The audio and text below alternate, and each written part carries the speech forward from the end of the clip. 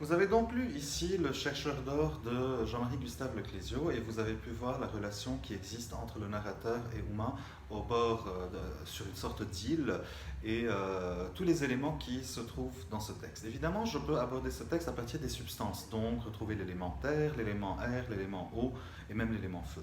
Mais si je l'aborde d'un point de vue des structures et à partir des symboles, je remarque qu'il y a une série de symboles. Je vais parcourir ça rapidement en vous disant par exemple que vous aviez le symbole du lagon que vous auriez pu trouver, de la barrière des récifs qui représente le danger et la protection en même temps, du poisson qui marque la résurrection et la vie, du harpon qui rappelle ici le mythe de Poséidon, du requin qui est aussi le symbole du danger, du sable blanc qui permet la purification du narrateur, du soleil qui est symbole de désir, etc. Ceci nous permet en fait d'aboutir à un espace qui est polysémique, qui a trois valeurs. Trois valeurs. La première valeur de cet espace dans lequel se trouve le narrateur et Uma est un espace adamique. Adamique dans le sens où il rappelle le jardin d'Éden et Adam et Ève.